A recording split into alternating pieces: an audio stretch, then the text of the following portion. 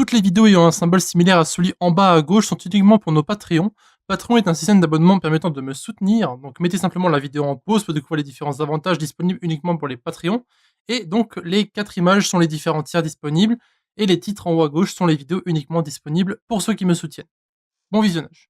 Bonjour à tous, donc dans ce nous allons voir comment choisir votre langage de programmation en 2019. C'est parti. Alors nous allons voir ensemble 5 petits points qui vont vous aider je pense à choisir votre langage de programmation. Alors je rappelle évidemment, vous avez un choix énorme dans les langages de programmation, comparé aux langages qui sont très spécifiques au front-end par exemple, donc le HTML, le CSS et le JavaScript. Donc ici nous allons voir des langages de programmation donc du côté back-end tout simplement. Donc, et autrement les choses comme le développement d'applications, etc.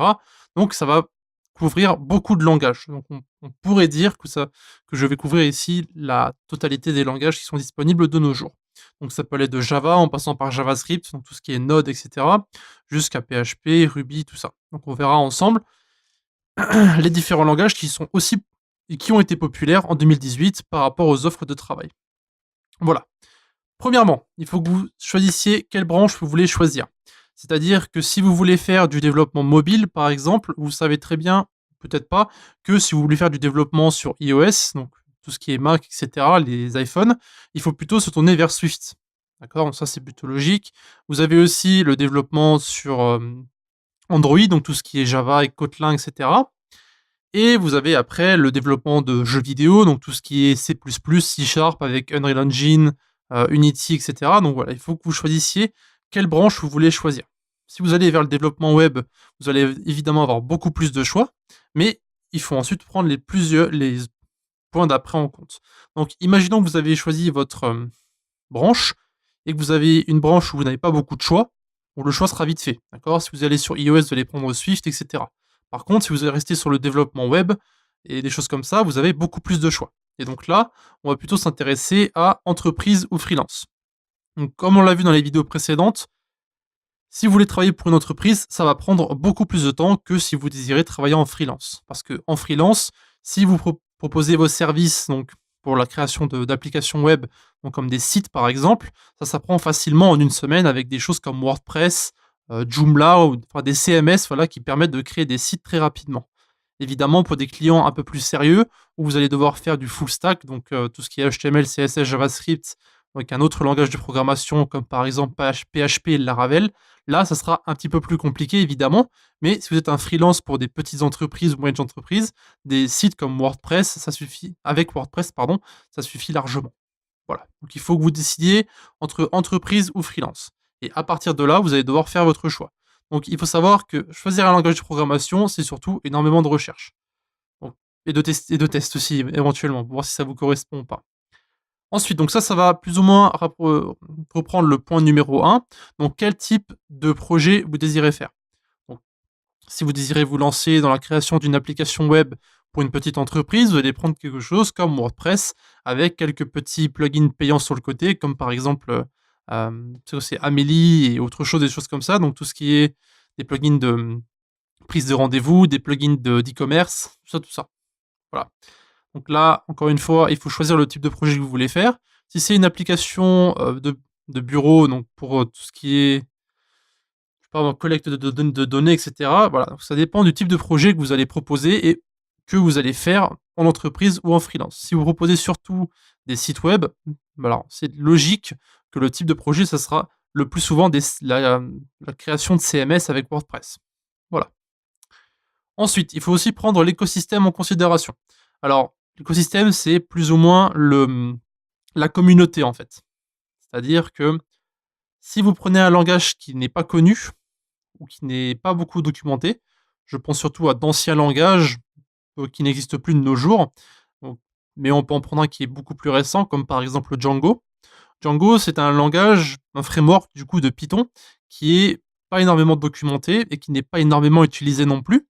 Ce qui veut dire que si vous vous lancez tête baissée sur ce framework-là et que vous n'avez aucune connaissance du framework en question, vous allez être complètement perdu. Alors que si par exemple vous faites un projet sur Laravel, qui est un framework de PHP, là, l'écosystème est beaucoup plus fourni parce que vous avez énormément de projets qui sont disponibles et vous avez aussi une communauté qui est très active. Pareil pour le Ruby, Pareil pour, des choses comme le C++ et cetera. Ce sont des langages qui sont là depuis longtemps et qui ont donc beaucoup de documentation.